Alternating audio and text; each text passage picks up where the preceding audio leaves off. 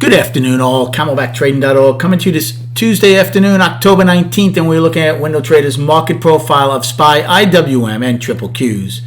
And unlike 34 years ago, the market has another tremendous day as we hold a gap. 3 gaps out of the last 4 trading days to the upside. They've all held. We had a downside gap yesterday that filled right away. We do go out with a pull high in SPY. Netflix earnings came out right after the bell, and as you can see, we're popping higher in both the S&P and the NASDAQ, as I saw they were trading at least, let's see where they are right now. It was like $20 when I first looked at it when the earnings came out, and it looks like it's about $10 or $15 higher. But so that's pushing the market higher for now. One very poor thing is the volume. Volume was horrible. Once again, on these grinds higher, the market dries up. Had a good day today. Not a lot of trading, but it was a good day. We opened on a gap, pulled back a bit. I got long where I was comfortable with the 448 call, some pretty good size, and took that up in A period and started off the day very nice on a 100 call play of the 448 calls.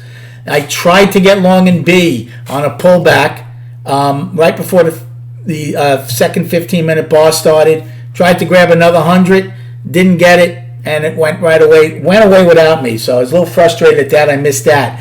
That also happened to me in C, although I wasn't trying to take that big a size.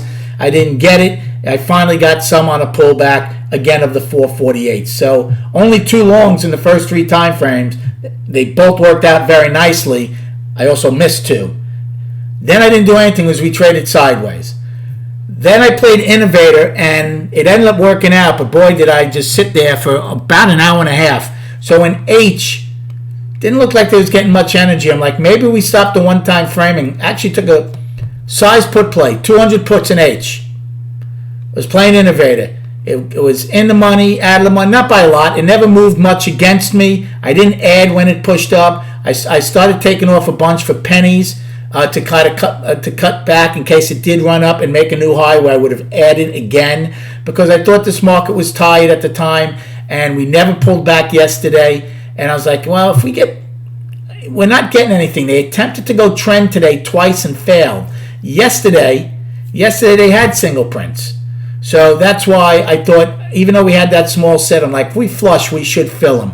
It finally happened, but by the time it happened, I had cut it down to under 100 of the puts. But I did fine when it did finally flush out, and took them all off when we filled the single prints and got a little lower. So that was a nice trade. And then my only other trade, when L went right back up, it popped the top, I faded it, and it came in 50 cents right away. I only took a 20 lot on that one. That's where I should have took the 200. Would have got paid $1,000. I'm sorry, I would have gotten paid a lot more. 50 cents on the stock. I think the option came in about 25 cents or so. That would have been nice. But I only had a 20 lot. But it's still paid.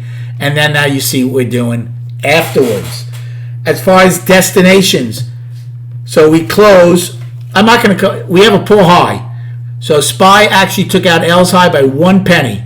I'm not going to call it a probe. I'm not using L's high. 450.70 is today's high and poor high. Then we only have 5 destinations or 6 destinations left to the upside. 451.49 daily high. 452.57 daily high, poor high. 452.81 weekly high. 453.63 daily high. 454.05 monthly high, all-time high from September 2nd, and 454.53 pre-market all-time high from the 3rd of September. And please write those down. I will not be repeating them. For the downside, we have our POC, 9 wide at I's low of 450.19. Then K's low is the afternoon pullback low at 449.60. Today's low of 448.27, and then filling the gap at 447.55, a 72-point gap. So we have 1 gap. We have 2 gaps. We have 3 gaps. Now, that's not really healthy for the long-term prognosis for the market. It doesn't mean we won't go make an all-time high before we repair it. But if you want a foundation built on bedrock, you don't want those kind of gaps. Another interesting thing today, remember my line in the sand for 6 weeks. Was that 449.49 level. Well, we finally popped above it. That's where our single prints were from today. K came down, filled it, got rejected right above it, and went up. So we closed above it. And the only reason I didn't take that long in K, if I was to put this in ones, we're not as close to value low or half back as it looks. And I had just gotten out of that short. If it had pulled down to value low and half back, I would have taken a long. But this is misleading because I'm in 3-tick increments. Plus, we went higher in N, so it's distorting half back. But that's the reason I didn't take the long there. And then on the charts, I'm breaking down. I'm giving in. I'm calling the monthly balance. I mean, with 8 days to go in the trading month, I mean, for goodness sakes, we could have an outside month up. We're only $4 away from the all-time high. So monthly for me is balance. Even though we're one-time framing down for 2 months, I am calling it balance. They had an outside month down last month, and they did okay last month. We got a little more extension this month, and now we're just back at the highs. This is very reminiscent of September, October of last year. So I'm calling the monthly balance. The weekly is up, one-time framing up 2 weeks, and the daily is back to up also. Outside day up proved to be very fruitful. 3 gaps are my main focus. Hope you had a good day trading. Come check us out at camelbacktrading.org. Enjoy your evening, and we'll speak prior to the opening tomorrow.